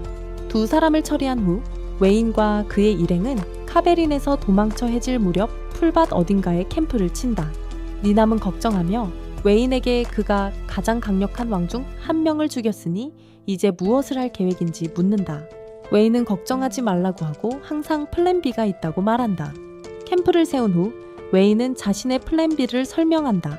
그는 마르딘의 잔당들과 동맹을 맺어 그에게 오는 누구와도 싸울 수 있을 만큼의 병력을 확보할 계획이라고 한다. 니남은 그가 마르딘 군대를 그렇게 사용하는 것에 대해 꾸짖는다. 사태가 악화되기 전에 웨인의 지휘관이 도착해 홀로누이가 카베린 왕을 제거할 음모를 꾸미고 있다는 증거를 전달한다. 카베린 왕국은 그들의 지도자가 죽은 후 혼란에 빠진다. 그날 밤만 해도 수많은 귀족 건물이 분노한 서민들에 의해 불타고 폭동이 일어났다. 웨인과 그의 부하들을 쫓아가기보다는 병사들은 모두 손이 모자라다. 레버트는 그의 반역이 드러나고 사람들에게 추적당한다. 칼다멜리아는 혼란을 만끽하며 웨인에게 반란군과 나트라의 상황을 알리는 메시지를 보낸다. 그녀가 보낸 편지에 따르면 반란군은 웨인과 그의 일행이 나타나기를 국경에서 기다리고 있으며 그를 영원히 침묵시키려 하고 있다. 웨인이 상황을 벗어날 방법을 생각하던 중 그의 지휘관 라클렘이 몇 시간 전에 발생한 눈사태 봉쇄에 대해 보고하러 온다. 그의 추정에 따르면 그들이 봉쇄에서 빠져나오는데 약 열흘이 걸릴 것이라고 한다. 웨인은 이를 자신의 이점으로 활용하기로 결정한다. 그는 라클렘에게 모두 떠날 준비를 하라고 요청하고 가장 오래된 책략을 사용하기로 한다. 웨인은 자신의 목숨을 노리는 두 세력이 있다는 것을 완전히 인지하고 있다. 그들이 그의 쪽으로 오고 있으니 서로 싸우게 속이기로 결심한다. 새벽이 오기 전에 그는 자신의 사람들에게 캠프를 버리고 눈사태에 숨어 있도록 했다. 그를 뒤쫓던 사냥꾼들은 버려진 옷을 보고 그가 도망쳤다고 생각할 것이다. 그러나 그들이 충분히 똑똑해지면 웨인이 그들을 위해 설정한 두 번째 함정에 빠져 전방의 반란자와 충돌하게 될 것이다. 그 다음 날 웨인은 계획을 세우고 그것은 완벽하게 작동하여 사냥꾼 레버트와 그의 작은 군대가 반란자들과 마주치게 된다. 반란자 지도자 중 한 명은 기민한 나트라의 왕자 웨인을 붙잡지 못한 것에 대해 이를 갈고 있다. 그들이 싸우는 동안 헤겔 장군이 그의 작은 주둔 부대와 함께 도착하여 반란자들과 레버트를 순식간에 무찌른다. 카베리니안과의 전쟁 이후 웨인은 마르덴의 유명한 왕자 헬멧을 마침내 만나게 되며 그는 결국 제노라는 것이 밝혀진다. 제노는 웨인에게 자신의 상황을 설명하고 능숙한 신에게 구원받았음을 이해시킨다. 다른 장면에서 칼데밀리아는 그들의 처참한 패배를 비웃으며 그녀의 하인에게 웨인과 저항군과 계속 싸우라고 촉구한다. 다음 날 제노는 왕실 모임을 소집하고 웨인에게 마르덴과 동맹을 맺어줄 것을 요청한다. 아니면 최소한 남은 것과 함께. 웨인은 처음에 동맹을 거부하지만 제노와 심지어 그의 자신의 당원들의 많은 설득 끝에 결국 동의할 수밖에 없다. 다음 장면에서 로엘레나와 그녀의 수행원 피시가 대도시 밀투스를 방문한다. 밀투스는 제국과 분리된 유일한 도시입니다. 현재 코시모 시장이 통치하고 있으며 그 이후로 잘 지내고 있습니다. 제국의 연례축제가 가까이에서 열리므로 로엘레나와 제국의 대부분의 왕족들이 참석할 것입니다. 하지만 로아는 웨인과 함께하는 재미있는 함정을 계획하여 그를 자신의 동맹으로 만들고 왕좌에 오를 수 있도록 도와주기를 원했습니다. 그가 먼저 행사에 참석할 수 있다면 말이죠. 그녀는 시장과 만나서 자신의 형제들이 축제에 참석하는 것에 대해 논의했습니다. 형제들이 소란을 피워 시장의 축제를 취소하게 될까 걱정하고 있습니다. 시장은 그녀에게 형제들에 대해 너무 걱정하지 말고 축제가 순조롭게 진행될 수 있도록 몇 가지 조치를 취했다고 말합니다. 로아는 시장의 수고에 감사하며 자신의 방으로 돌아갑니다. 그곳에서 그녀는 웨인을 위한 함정에 대해 자랑하며 그가 자신의 동맹으로 강제적으로 들어오게 될 계획을 알게 되었을 때 그의 표정을 기대합니다. 그녀는 피시와 함께 로비에 도착하고 웨인을 밀투스에서 맞이할 준비를 합니다. 하지만 로아는 웨인이 자신의 대신에 여동생을 축제에 보내기로 했다는 사실에 충격을 받습니다. 나트라에서는 웨인이 동생에 대한 걱정으로 안절부절하며 큰 소동을 피우고 있습니다. 축제 초대장이 전쟁 이후 나트라를 정상으로 되돌리느라 바쁜 웨인에게 최악의 시기에 도착한 것입니다. 가장 중요한 연례 행사에 대한 제국의 초대를 불명예스럽게 할 수는 없기에 파라니아는 밀투스에서 자신의 형을 대신하기로 결심합니다. 그날 회의실의 모든 사람들은 이 사실에 충격을 받지만 웨인은 여동생을 시험해 보기로 합니다. 밀투스에 도착하기 전에 니님은 파라니아에게 현재 상황을 설명했습니다. 로아는 반란을 저지한 후 제국의 애국적인 귀족들이 함께 모여 이게의 의견을 나눌 수 있는 새로운 파벌을 만들었습니다. 그녀는 오직 애국자이자 왕좌에 오르려는 의지가 없는 유일한 리더가 될 것입니다. 로아가 왜 이런 일을 하는지 묻자 니님은 내부자가 파벌의 반란을 일으키지 못하게 하기 위해서라고 답합니다. 밀투스는 저녁이 되면 축제를 기념하기 위해 왕실 무도회를 개최합니다. 그곳에서 파라니아는 로아를 만나 몇 가지 이야기를 나눕니다. 로아는 대화를 주도하고 파라니아를 자신의 형제인 만프레드 왕자, 드미트리오, 바드록에게 소개합니다. 형제의 설명에 따르면 만프레드는 주변 지방으로부터 지지를 받고 있는 매우 독특한 인물입니다. 반면에 바드록은 제국의 군대를 완전히 손에 쥐고 있습니다. 이는 그가 싸움을 좋아하고 왕을 위해 왕국을 정복하는 데 열정적이기 때문입니다. 하지만 드미트리오는 세 형제 중 가장 쓸모없는 인물입니다. 그의 꽤 잘생긴 얼굴이 아니었다면 그는 제라드와 같은 인물일 것입니다. 드미트리오는 나타와 파라니아에 대해 험담을 하며 나타납니다. 그러나 다른 두 왕자가 파라니아를 당황해서 구해줍니다. 그들은 남동생을 보내고 파라니아에게 시선을 돌려 질문을 퍼붓기 시작합니다. 다행히도 니님과 로아는 질문으로 그녀를 쪼개기 전에 파라니아를 그들 사이에서 빼내는 데 성공합니다. 그들 사이를 떠난 후 세 여성은 근처에서 여유롭게 남은 행사를 관람합니다. 로아는 스스로를 변명하고 니님에게 따라오라는 힌트를 줍니다. 니님은 파라니아에게 갑자기 떠나도 되는지 허락을 구하고 파라니아는 허락합니다. 그동안 그녀는 나마 나나키와 함께 행사에서 가능한 많은 것을 배우기로 합니다. 니님은 분수대에서 로아를 만나러 나갑니다. 로아는 본론에 들어가기 전에 약간 둘러댑니다. 그녀는 니님에게 파라니아가 로아의 파벌에 대한 나트라의 지지를 발표하도록 설득하는 데 도와달라고 요청합니다. 니님은 그런 일을 어디서 하길 원하는지 묻고 로아는 왕자의 회의에서라고 대답합니다. 한편 나나키는 파라니아에게 자신이 작더라도 사람들의 관심을 끌 수 있는 방법을 가르친다. 파라니아는 그날 새로운 것을 배우고 나나키의 도움에 기뻐한다. 니님은 로아의 제안을 모두 들은 후 그녀의 요청에 대한 웨인의 대답을 전한다. 명백히 그녀는 로에게 뚱뚱한 아니오 라고 말한다. 웨인이 그렇게 약한 세력과 친해지는 것은 불가능하다. 로아는 이에 약간 기분이 상하고 니님에게 컨프런트한다. 니님은 반면에 그녀에게 더 강해지고 진정으로 웨인이 자신을 진지하게 대해주길 원한다면 황후가 되라고 말한다.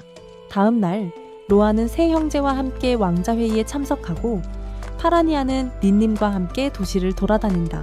투어 중에 그녀는 인민의회 건물로 안내받아 실시간으로 의회가 열리는 모습을 목격한다. 파라니아는 즉시 의회에 관심을 가지며 그 사이 투어를 중단하고 더 많은 정보를 배우기로 한다. 디미트리오 왕자는 회의가 끝난 후 자신의 방으로 돌아가 형제들이 회의 중 자신에게 보인 무례함 때문에 발작을 일으킨다.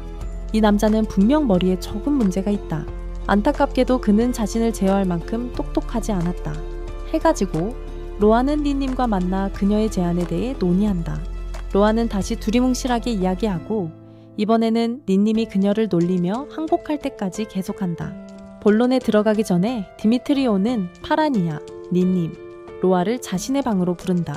그곳에 도착하자 그는 파라니아와 결혼을 하고 싶다고 알린다. 그는 자신의 제안을 제시하고 그 자리에서 답변을 요구한다. 하지만 파라니아는 먼저 오빠와 상의할 시간을 조금 달라고 요청한다.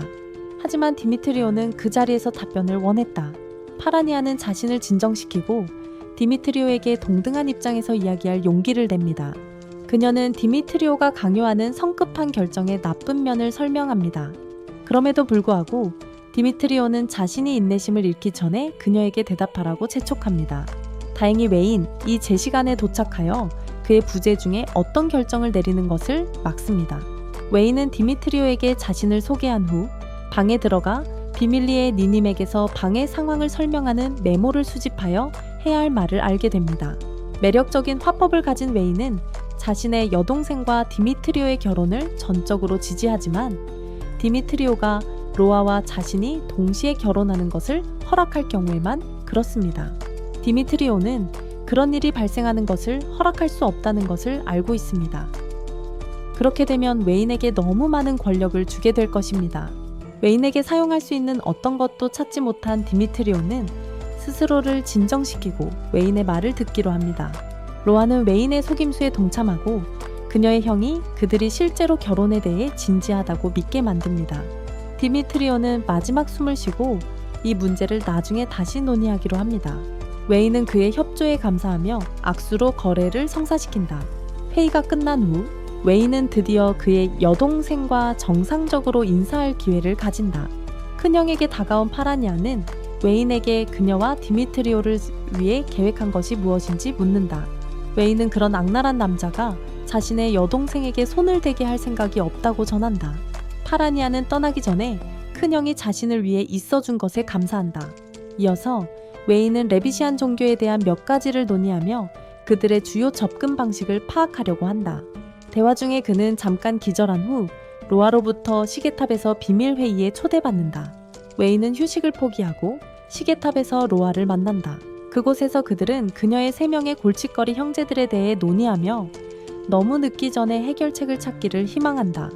로아의 모든 이야기를 들은 후 그는 왕실 가신들이 곧 로아를 다음 황후로 즉위시킬 것이라는 확신을 갖게 된다.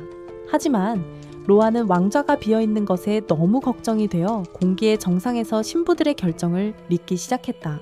로아는 웨인에게 돌아서서 조언을 구한다. 하지만 웨인은 그녀에게 조언을 해줄 수 없었다. 로아는 짜증을 내며 얼굴을 찌푸리고 회의를 끝낸다. 곧 만프레드 3세의 아들이 자신의 방에서 책을 즐기는 모습이 보인다. 그의 오른팔이 웨인과 그의 위대함에 대해 이야기하기 위해 나타난다. 만프레드는 웨인의 위대함을 동맹의 기회로 보지 않고 자신이 황제가 되었을 때 권력에 대한 위협으로 본다. 그래서 그는 다음날 데메트리오와의 회의 중에 웨인을 독살할 음모를 꾸민다. 다음날 웨인과 그의 지친 몸은 데메트리오의 방으로 가기 위해 힘겹게 나아간다. 떠나기 전에 웨인은 니님에게 그의 여동생에 대해 묻는다. 그러나 니님은 그에게 파라니아가 다시 한번 그들의 논의를 구경하기 위해 인민의회로 떠났다고 말했다. 웨인이 데메트리오의 숙소에 도착하자 하녀가 신선한 차를 그에게 대접한다. 하지만 그는 의심이 들어 하녀에게 자신이 받은 차를 마시라고 명령한다. 하지만 하녀는 그것을 마시기를 거부한다. 이것은 그가 더욱 그녀를 압박하게 만들며 그의 의심을 확인시켜준다.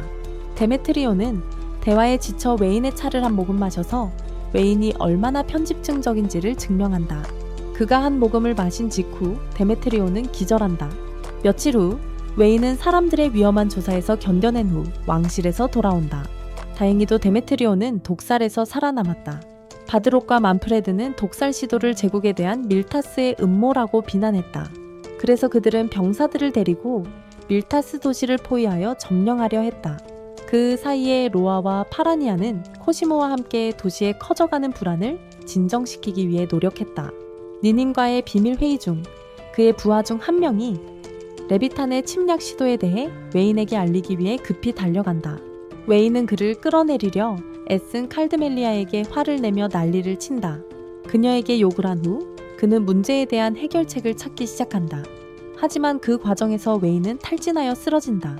다음 날 파라니아와 니님은 웨인이 일어날 때까지 조용히 기다린다.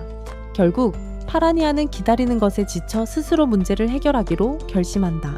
그녀는 일어나서 인민의회 건물에 나타나 도시의 커져가는 혼란을 진정시키기 위해 나선다. 거기에 도착하자 그녀는 상원의원들과 상인들이 서로 소리 지르고 주먹질하는 모습을 발견한다.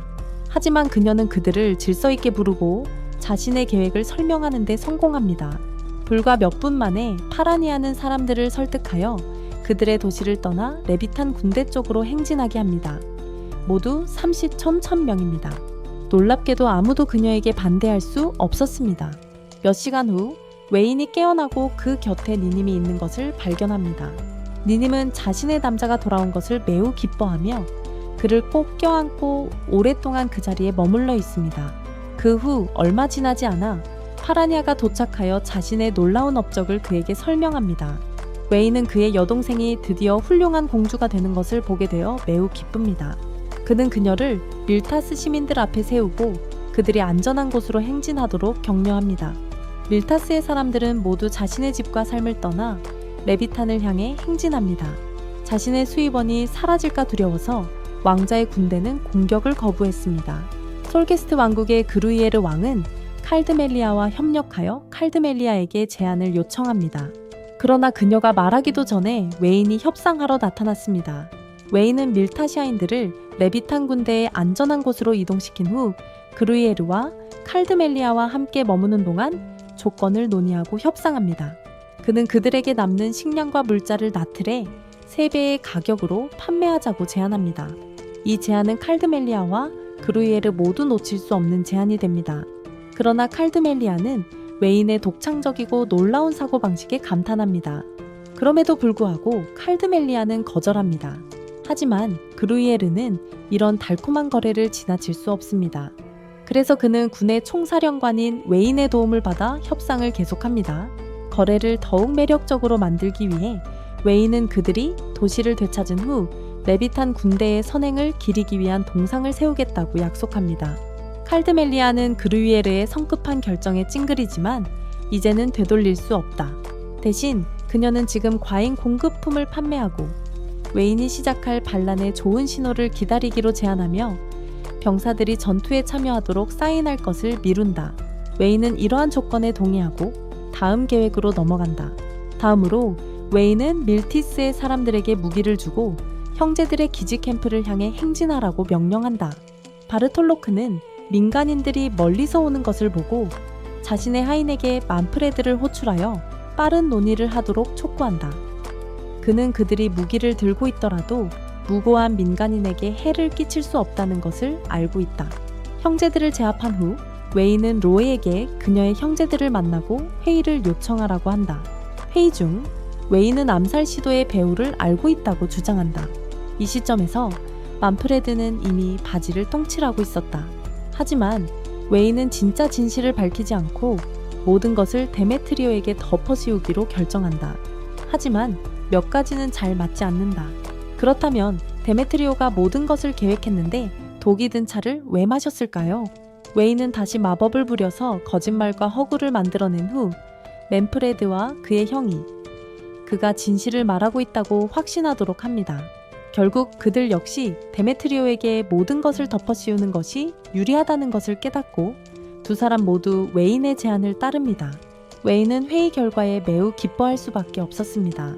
회의가 끝난 후 로아는 코시모와 만나 몇 가지를 논의합니다. 두 사람은 함께 작은 공주 페라니아와 그녀가 멜타스의 멋진 도시에서의 여행에 대해 이야기합니다. 코시모는 또한 웨인이 그의 여동생에 대해 가지는 타고난 걱정에 기쁨을 표현하며 나트라와의 멋진 동반자 관계를 축하합니다. 이후 웨인은 자신의 승리를 웃으며 바라보며 나트라의 가치를 높이기 위한 계획이 드디어 결실을 맺고 있음을 자랑합니다. 이제 그는 형제들과 좋은 관계를 유지하고 있어 그들이 자신을 배신할 가능성은 거의 없습니다. 게다가 웨인은 최근 동부의 제국 상품을 재브랜딩하고 이를 서부 국가에 판매하는 계획을 세웠습니다. 마틴과 직접 거래할 수 없는 이유를 묻자 웨인은 서양인들이 동양인들을 야만인으로 여겼기 때문이라고 말한다. 그래서 그들은 그들로부터 아무것도 사지 않았다. 다행히도 그는 이제 그것을 해결했다.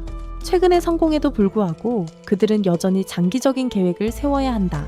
10년 후쯤 마틴은 예전의 영광을 되찾고 독립을 요구할지도 모른다.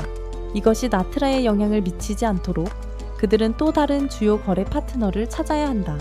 그 순간 한 하인이 도착해 웨인에게 소울게스트의 사자를 만나보라고 요청한다. 웨인과 니님은 그루에르가 그들과 무엇을 원할지 깊이 고민한다. 웨인은 계획을 생각해내고 사자가 말하는 것을 환영하기로 결정한다. 사자를 만난 후 웨이는 제노에게 며칠 후에 그들을 방문할 것이라고 알리는 메시지를 보낸다. 제노는 편지를 잘 받고 그것을 존중하기로 결심합니다. 하지만 그녀의 신하가 이 기회를 이용해 제노와 웨인 간의 결혼에 대해 논의하자고 촉구하며 그들이 미래의 파트너로서 입지를 다지게 하길 원합니다. 제노는 그의 조언에 감사하고 결혼에 대한 생각을 마음에 두기로 합니다. 마르딘으로 가는 길에 니님은 웨인에게 제노의 결혼 제안에 대해 어떻게 생각하는지 묻습니다. 웨인은 농담을 하며 니님에게 그 문제에 대해 언급될 때마다 피하기 위해 최선을 다하겠다고 말합니다. 마르딘 왕국에 도착하자 웨인은 제노의 큰 가슴에 눈길이 쏠립니다. 하지만 그는 곧 정신을 차리고 더 시급한 문제에 대해 논의하기로 합니다.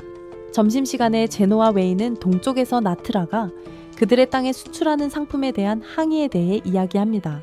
제노는 또한 웨인에게 그들의 종교의 애국자이자 교사인 세르기스가 이끄는 드룬리오 왕국에서 받은 불만에 대해 이야기합니다. 웨인은 그녀에게 세르기스를 무시하고 가능한 한 인생을 즐기라고 말합니다. 제노는 미소를 지으며 와인을 계속 마신다. 웨인은 그녀가 결혼 제안을 언급하지 않은 것에 조금 놀란다. 하지만 그는 침착함을 유지하고 자신의 방으로 돌아가 또 다른 짜증을 낸다. 분명히 웨인은 제노가 원하지 않을 만큼 매력적이지 않다는 것에 자책하고 있다. 다음 날 그는 제노와 만나 그녀가 변장한 모습으로 마르딘 왕국을 개인적으로 안내받는다. 웨인은 즐거워하며 제노가 결혼에 대해 무언가를 말하기를 계속 기다린다. 하지만 제노는 전체 투어 동안 아무 말도 하지 않으며 결국 웨인을 화나게 만든다. 그러나 웨인은 그녀의 독립 계획에 대해 묻는다. 그러나 제노는 마르딘과 나트라 간의 관계를 좋게 유지할 계획이라고 말한다.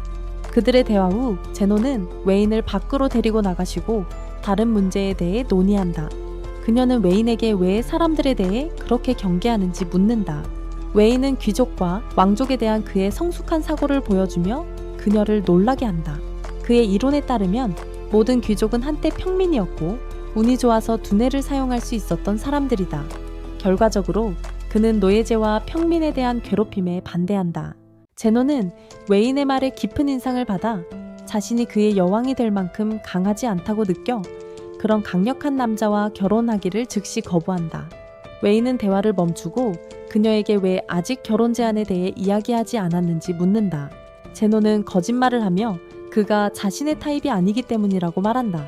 이로 인해 웨인은 감정적으로 무너져 내린다. 그러나 제노는 그가 존경할 만한 왕이 될 자격이 없다고 생각하기 때문에 그와 결혼하지 않은 이유가 하나 있다. 그러나 웨인은 그날 밤 울면서 잠이 든다. 그동안 서거스는 마든을 방문하여 이전에 그의 항해 편지를 무시한 제노에게 질문합니다.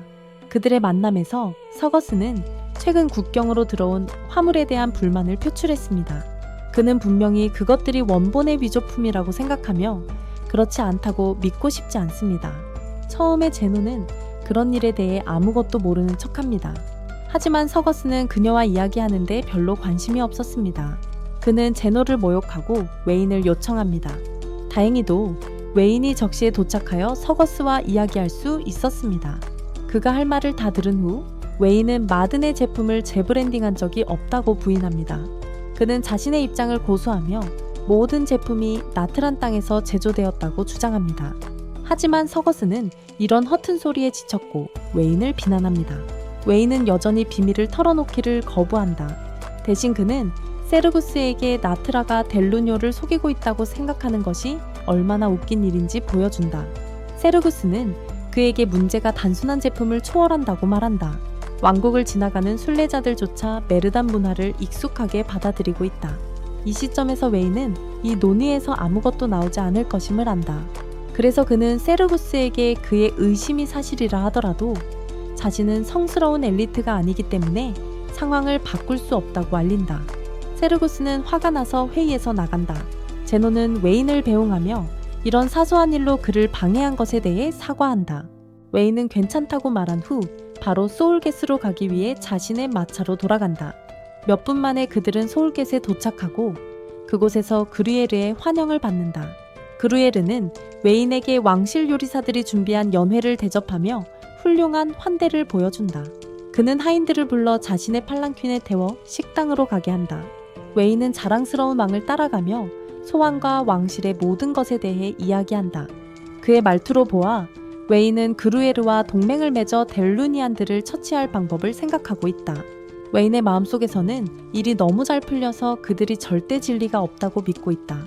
몇 분 후 그들은 왕실 식당에 도착하고 웨인은 맛있는 5코스 식사를 대접받는다. 각 요리가 이전 요리보다 더 맛있고 웨인은 식사를 시작하며 배를 채운다. 배가 꽉 찬 웨인은 부풀어 오른 배를 쉬기 위해 자신의 방으로 급히 간다. 밤이 되자 니님이 그의 배를 문질러 아픔을 위로해준다. 배가 아프다고 불평하며 웨인은 그루에르가 처음에 동맹에 대해 언급하지 않은 것에 대해 걱정을 표현한다. 그동안 제노는 서구스가 델루니오가 마든에게 이전에 대여한 땅을 주장하려는 계획을 알게 된다. 그녀는 자신이 더 부자가 되었을 때 그들에게서 땅을 사려고 계획하고 있으며 그래서 그녀는 모든 것을 무시한다. 다음 날 웨인은 왕과의 회담을 시도하여 동맹에 대해 논의하려 한다. 하지만 왕은 하루 종일 그를 만나기를 거부한다. 그날 밤 그는 니님과 왕의 회피에 대해 논의한다. 니님은 왕이 아직 동맹에 대한 논의를 하지 않았기 때문에 웨인을 암살할 의도가 있는 것임을 깨닫는다.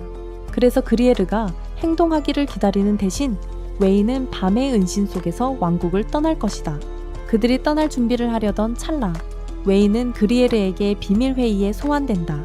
그곳에서 웨인은 방과 발코니를 살펴보며 암살자가 있는지 확인한다. 그는 니님에게 비밀 무기를 꺼내고 상황이 악화될 경우를 대비하라고 지시한다. 그러나 그르비에르는 니님에게 정착하라고 요청합니다. 긴장감을 풀고 나서 그리에르는 회의를 시작하며 레베티카의 터무니없는 종교에 대해 얼마나 나쁘게 생각하는지를 설명합니다. 웨인과 니님은 소울주스의 유명한 왕이 그가 칭송해야 할 종교에 대해 험담하는 것을 듣고 충격을 받습니다. 더군다나 웨인은 나트라로 떠나기 전에 두 왕국 간의 동맹을 요청합니다.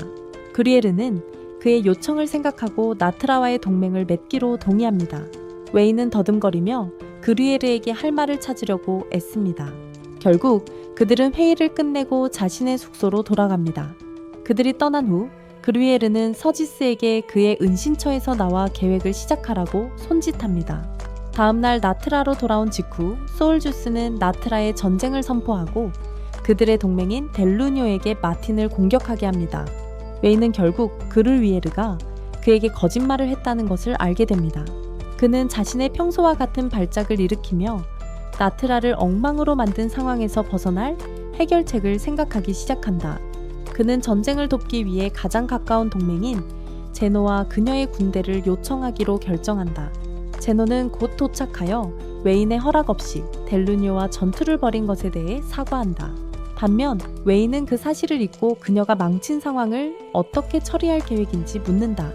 제노는 델루니오와 세르지스와 외교적으로 문제를 해결할 계획이라고 말한다.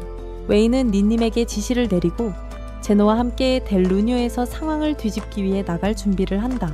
델루니오로 가는 길에 웨인과 제노는 4개의 국가 간 전쟁의 결과 가능성에 대해 논의한다. 그 순간 그리에르는 나트란 병사들에게 공격받는다. 하지만 겁먹고 도망가는 대신 그리에르는 자신의 민족을 위해 싸울 생각에 실제로 흥분한다. 델루니오에 도착하자 웨인과 제노는 세르지스의 존재를 맞이한다. 서기스는 그들을 안치고 그들의 요청을 듣는다.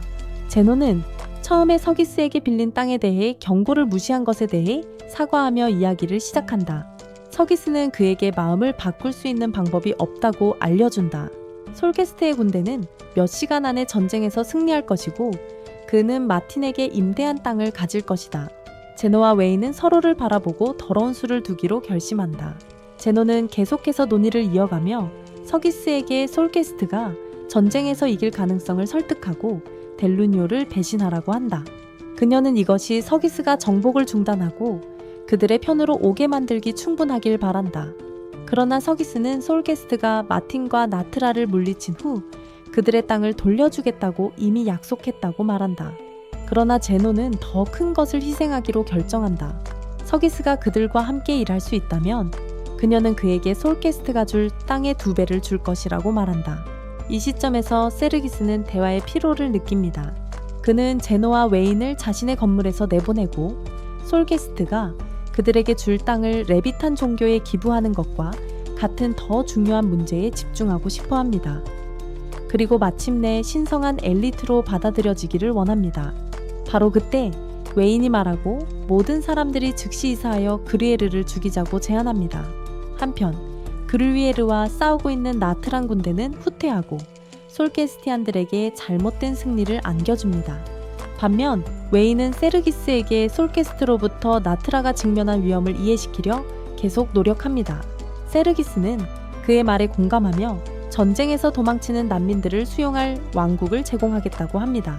웨인은 그의 말을 이용해 왕국에 살고 있는 80만 명의 나트란을 모두 수용할 수 있는지 묻습니다. 세르기스는 그런 숫자를 듣고 충격을 받지만 웨인이 그런 일을 감히 자신과 함께 할 리가 없다고 믿습니다. 하지만 웨인은 밀타스에서 일어난 일을 상기시킵니다. 문제를 더욱 악화시키기 위해 웨인은 델루니오 거리에서 노란 옷을 입은 사람들에 대해 허세를 부립니다. 그는 노란색을 만들기 위해 사용된 염료가 독성이 있는 꽃에서 만들어졌다고 주장한다. 세르기스가 그들과 힘을 합치지 않으면 그의 젊음이 죽을 뿐만 아니라 젊은이들에게 독의 해독제를 주기를 거부할 것이다. 세르기스는 실제로 웨인이 말한 모든 거짓말과 제노의 다른 주장들을 믿고 있다. 그의 웨인에 대한 의심은 여전히 강하지만 갑자기 그의 하인이 나타나 나트란 군대가 솔게스티 군대에게 참패하고 철수했다는 소식을 전한다. 다른 곳에서는 헤이겔 장군이 왕의 텐트에 나타나 솔게스 왕을 무찌르지 못한 자신의 실패를 보고한다. 그 순간 글라디우스는 모든 내 왕국 간의 전쟁의 흐름을 페라니아에게 설명하고 있다. 그는 또한 그녀의 형이 세르기스가 완전히 그의 매력에 빠지도록 하기 위해 얼마나 멀리 갔는지를 언급한다. 반면에 세르기스는 웨인의 말을 이해하려고 고군분투하고 있다. 하지만 그가 진실을 말하고 있을 가능성은 너무 심각했다. 그가 실제로 진실을 말하고 있다면 어떻게 될까? 그가 단지 땅 하나 때문에 자신의 젊음의 안전을 정말로 위험에 빠뜨릴까? 웨인과 제노의 압박이 커지자 세르기스는 마침내 편을 바꾸고 웨인에게 다음 단계를 묻는다. 그동안 솔게스트의 전사들은 나트란 군대가 산에 캠프를 차리는 것을 발견한다. 그는 공격을 감행하고 모두를 쓰러뜨리며 다음 큰일이 나타나기를 기다린다. 바로 그때 델루니오의 군대가 그들의 군대 뒤쪽에서 도착한다. 이는 솔게스트의 군대가 두 군대 사이에 끼어 있다는 것을 의미한다. 구리에는 탈출 경로를 찾고 후퇴하기보다는 델루니오의 군대를 뚫고 나가서 나트란과 충돌하게 한 다음 다시 돌아와서 모두를 처치하기로 결정한다. 그러나 그의 계획은 니니움, 헤겔, 그리고 몇몇 다른 지휘관들이 협력하여 강력한 구리에를 쓰러뜨리면서 실패한다. 전쟁이 끝난 지 며칠 후 웨인이 구리에를 맞이하러 나타난다.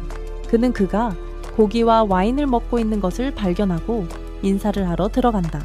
전 왕국 솔케스트의 왕은 이미 다이어트 부족과 높은 대사량으로 날씬해진 것 같다. 웨인은 그에게 세르지스의 멸망에 대해 이야기하고 몇 가지 서명을 하면 왕국으로 돌아갈 수 있다고 알려준다. 이를 본 그리에르는 서명을 거부한다. 대신 그는 펜을 던져버리고 남은 인생을 고독하게 보내기로 결정한다. 하지만 그는 웨인이 그의 비밀 초능력이 무엇인지 말해줄 수 있다면 서명하겠다고 제안한다. 웨인은 그루위에르에게 들리지 않는 말을 입술로 전달하고 그루위에르는 감탄에 빠진다. 이로 인해 그는 크게 웃으며 서명하고 나트라의 이상한 왕자에 대해 공부할 준비를 한다. 하지만 떠나기 전에 그는 웨인에게 많은 사람들이 그를 지켜보고 있으며 그가 성공하기를 기다리고 있다고 알려준다. 이후 웨인은 잠을 자게 된다. 그가 깨어나면 금광에서의 은퇴 자금이 사라졌다는 것을 알게 되고 이제 왕국을 유지하기 위해 매우 열심히 일해야 한다. 그가 뭐라고 할 수 있을까요? 젊은 왕자에게는 사무실에서의 또 다른 하루일 뿐입니다. 이 시점에서 우리는 영상의 끝에 도달했습니다. 이 영상이 마음에 드셨다면 좋아요 버튼을 누르고 더 많은 새로운 영상을 구독하는 것을 잊지 마세요. 제국에서 가장 가난한 나라 나트라의 왕이 병에 걸려 누워있게 되자 왕국은 그의 외아들인 웨인 살레마 아르발레스트에게만 남게 된다. 웨인은 자신의 나라를 더 나은 방향으로 변화시킬 만큼 똑똑하지만 친구들과 함께 게으르게 지내는 것을 더 선호하는 비정상적인 사람이다. 아버지의 왕국에 처한 끔찍한 상황을 본 웨인은 화가 나고 왕국 전체를 최고 입찰자에게 경매로 팔고 그 수익을 자신이 차지하기로 결심한다. 하지만 현재 나라의 상태로는 아무도 그를 사려 하지 않을 것이다.